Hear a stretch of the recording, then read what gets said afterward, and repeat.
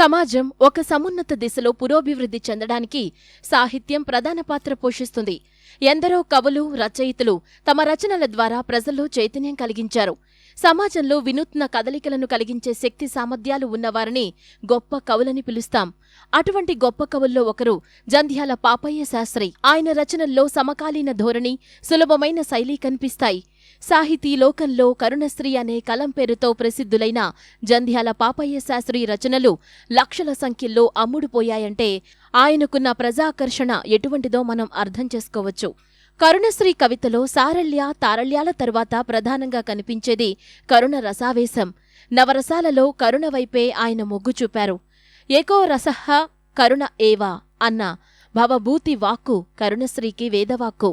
కరుణకు, కవికి అవినాభావ సంబంధం ఉండాలని, తన కవితకు స్ఫూర్తి కరుణ రసానిదేనని జంధ్యాల పాపయ్య శాస్త్రి స్వయంగా చెప్పారు. అందుకే కాబోలు పాపయ్య శాస్త్రి తన కలం పేరే కరుణశ్రీగా పెట్టుకున్నారు. పరమ కారుణ్యమూర్తి గౌతమ బుద్ధుడిని ఎన్ని కవితల్లో కీర్తించారో లెక్కే లేదు. కరుణశ్రీ గుంటూరు జిల్లా పెదనందిపాడు మండలంలోని కొమ్మూరు గ్రామంలో 1912 ఆగస్టు 4న జన్మించారు. తల్లి పేరు మహాలక్ష్మమ్మ, తండ్రి పేరు పరదేశయ్య. కొమ్మూరులో ప్రాథమిక, మాధ్యమిక విద్య చదివిన పాపయ్యకు సంస్కృత భాషపై ఉన్న మక్కువతో బమిడిపాటి సుబ్రహ్మణ్య శర్మ, కుప్ప ఆంజనేయ శాస్త్రి వద్ద సంస్కృత కావ్యాలు చదివారు.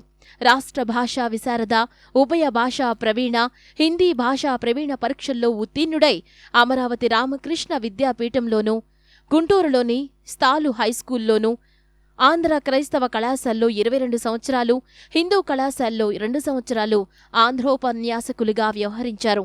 విద్యార్థులకు విశేషమైన సేవలందించారు.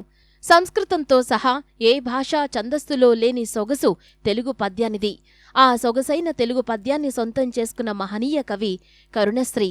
తిరుపతి వెంకట కవులు జాషువా తరువాత పద్య కవితను ప్రజల మధ్యకు చొచ్చుకుపోయేటట్లు చేసిన కవి శేఖరుడు పాపయ్య శాస్త్రి. సమాజ స్థితిగతులను చూసి మనసులో కలిగే స్పందనే కవిత్వం అని పూర్తిగా నమ్మే కరుణశ్రీ తన గ్రంథాల్లో సామాజిక స్థితిగతులనే ప్రతిఫలించారు.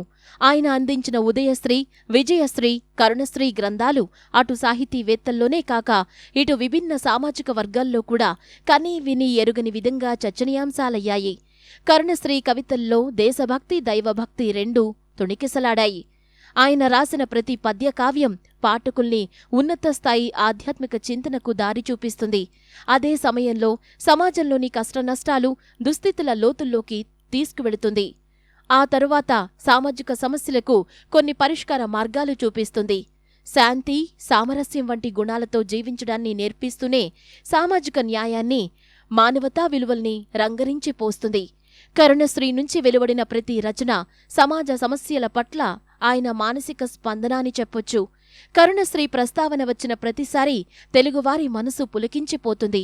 తెలుగు సాహితీ రంగాన చెరగని సంతకంగా మిగిలిన జంధ్యాల పాపయ్య శాస్త్రి చూపించిన దారిలో నడుస్తూ సమత, మమత, కరుణ, ఆర్ద్రతలను పెంపొందించుకుందాం.